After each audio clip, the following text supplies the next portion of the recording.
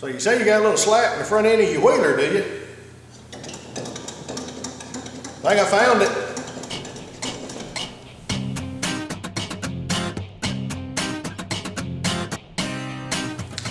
Well, everybody, and welcome back to D-Race Shop. Well, today I'm going to be putting wheel bearings in the front end of this Suzuki automatic four-wheel drive. Now, even though this is a Suzuki, the procedures we're going to be using is going to be very similar to a lot of your late model Yamaha and Honda ATVs and some of your Kawasaki's. So even if you don't have a Suzuki, this will kind of give you a good guide as to how to put those wheel bearings in there. So let's get started.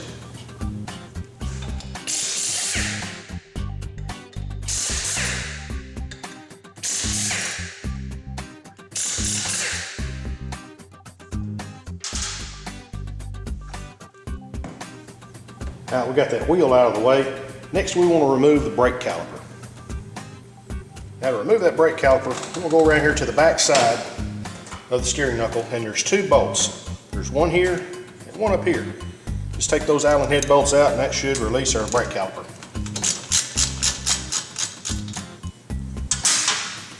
All right, now we'll just take this caliper and we'll set it up aside.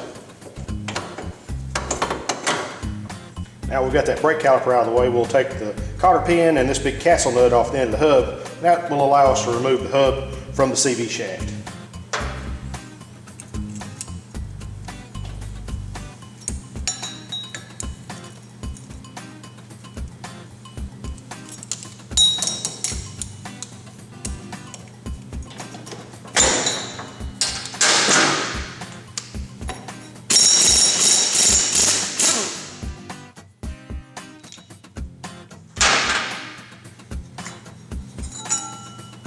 There you go.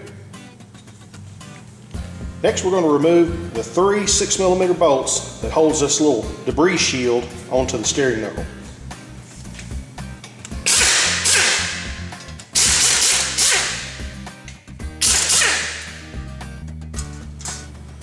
Now we're going to remove the tie rod end. All you got to do is just take out the cotter pin. And next we'll remove the nut.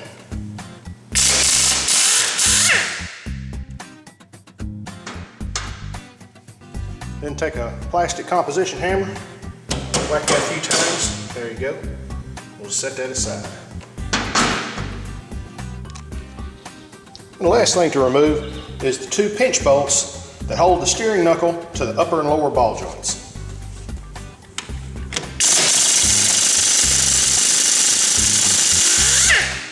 And those are usually Loctited in, so it may take a little effort to get those out.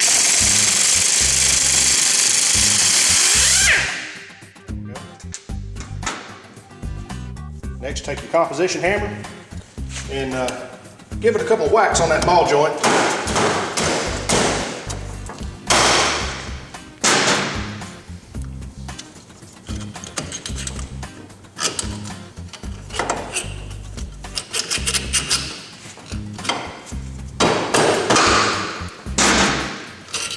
There we go. And there's your steering knuckle, and your wheel bearings are inside. So let's go over to the workbench and we'll take this thing apart. All right, next thing we're going to want to do is remove the inner and outer wheel bearing seals.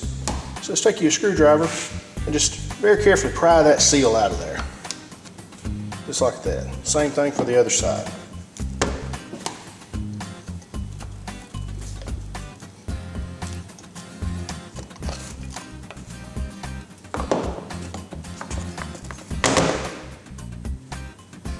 Now I'm fixing to remove the bearings out of this knuckle here. Now the way this thing is made, the bearings go in from the outsides of the knuckle. There's a machined ridge inside this knuckle that you just press those bearings into and bottom them out. Same thing on the inside. You press that bearing in until it bottoms out. Then there's a spacer collar in here that kind of floats, and what that does is that sets up the proper bearing preload when you run the CV shaft through there, put the hub on, and then tighten the nut on the end of the hub. All right. So let's go over here and put this in the vise and we'll see if we can't knock these bearings out. I've got the steering knuckle here in the vise now. What I'm going to do is I'm going to take my punch, I'm going to scoot that center spacer collar over a little bit so I can get on the inside of the bearing race. Now I'm just going to take my hammer and I'm going to see if I can't work that thing down. I'll move over to one side, hit it a time or two, then just keep kind of going back and forth to try to move that bearing on out of there.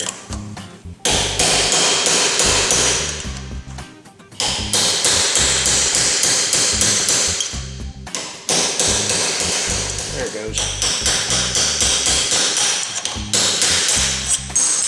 All right, there's our one bearing. We can tell it's got a lot of slack in it too. Check that out. This is the center spacer collar. You want to be sure to retain that because we'll clean that up and we're going to reuse that. Now we'll just flip this knuckle over and then we'll drive our other bearing out from the other side.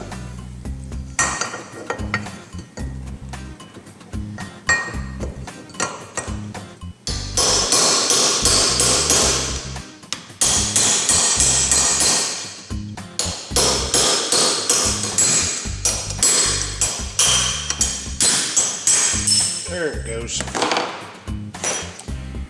There's our other bearing. Boy, I tell you what, that thing was just shy of swarming right there now. That's about as bad as it gets.